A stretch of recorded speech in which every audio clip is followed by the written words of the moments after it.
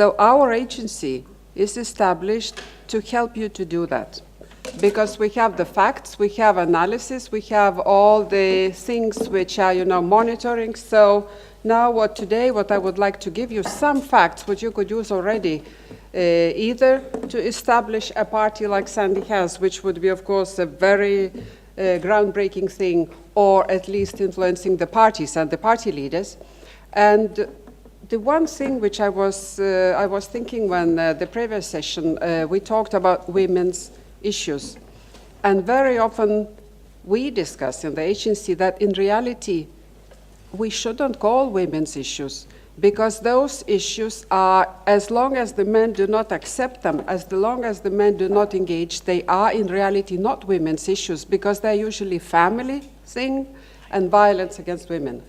The other things are not called women's issues so much, because it's about daycare, it's about elderly care, it's about, the family, the unpaid work. The same way also that the power over women, that also is considered women's issues, because women are usually blamed that they provoked it. So in reality, if we could start by changing the attitudes of men, it's not women's issues, because it's the common issues. It's about the family and society. I think that would be one of the things.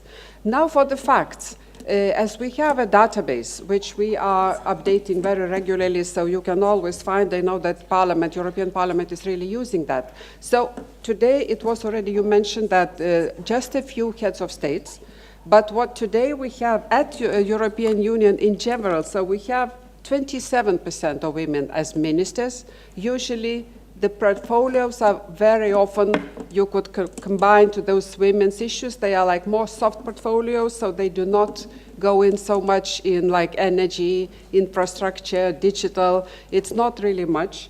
Members of the parliament, as we know, 28%. Regional assemblies, also 28%. Now, when we talk about the banks, when we talk about the places where the money is, where the decision is taking, who to fund and how, we only have 19% women on boards of central banks, which is again showing that in some cases there's 0 women. And then largest companies, 22. So which are the barriers? Because we usually do analysis, and of course, we see the gender gaps, but also very often you see more or less, even if in some countries it's much more maybe pronounced, in some countries it's more even. But if you think, so first of all, why do women don't vote for women? And that's in all parties, that's a fact. So one of the things which Sandy also was talking about, it is that we still have this very gendered notion or image of a leader.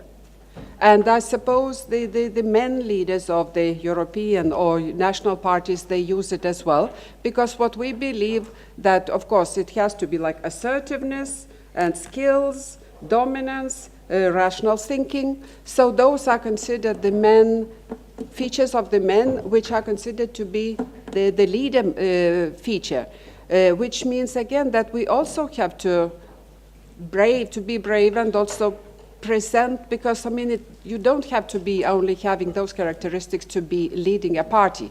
But then the other thing is that when, let's say, the accession to the post is supported by quotas, because we know there are countries which have quotas for the political participation.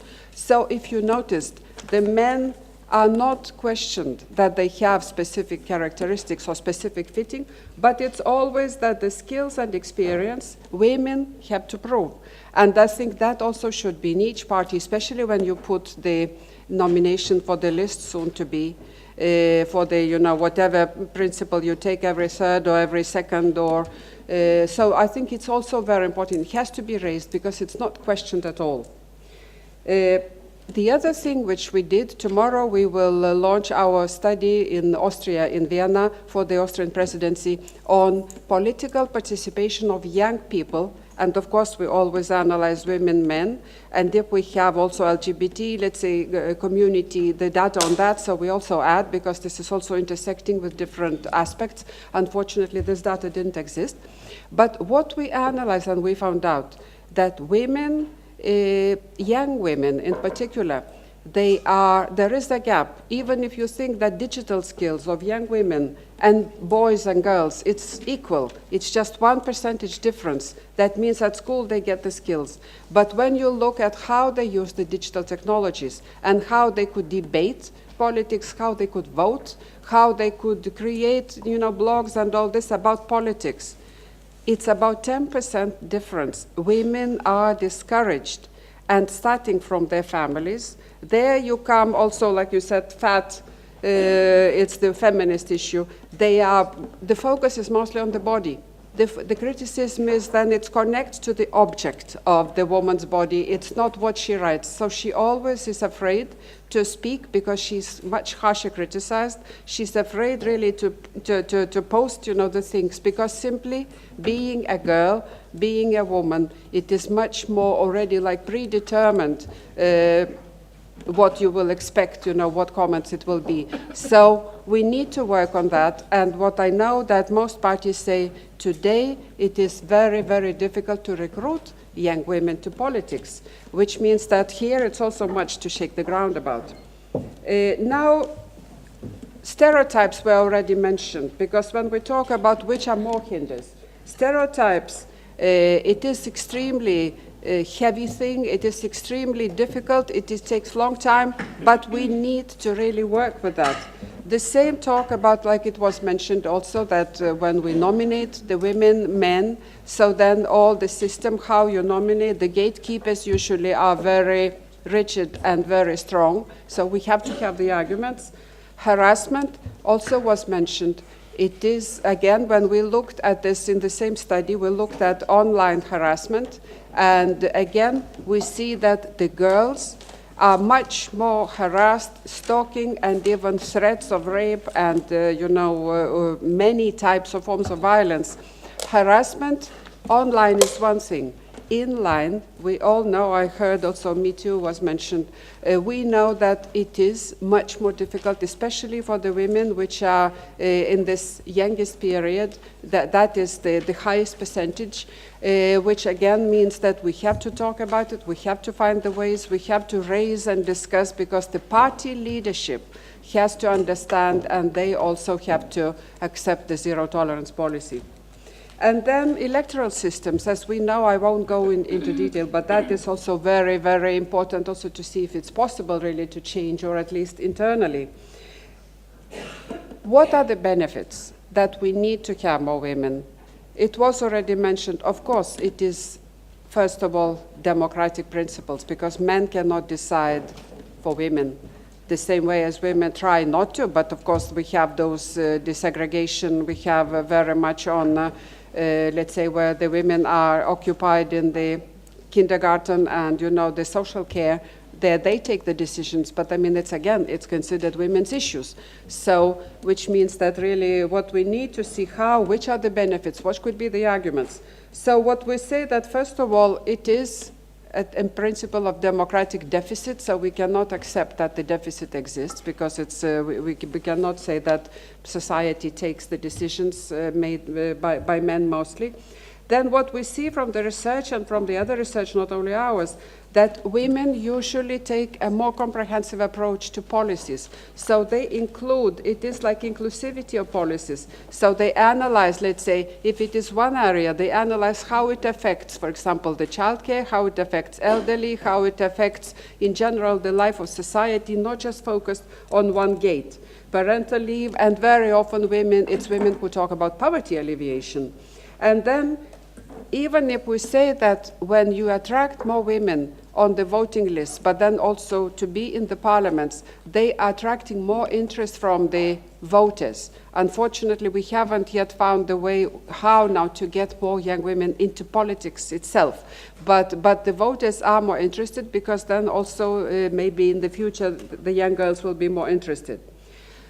What could be some of the proposals, again, from different research and from different practices of different member states?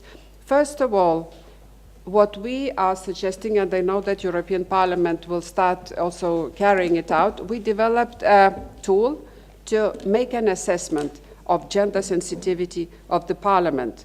And that's very many different layers. It's also for the elected members, but also for the work, people, staff, including harassment, including how the stereotypes really are tackled, including all the promotion and all the things. And we agreed with the European Parliament next year on the 8th of March, we will present really first initial assessment of national parliaments and also European Parliament to see what are the conditions, what is a possibility for change, and what is the tolerance or atmosphere.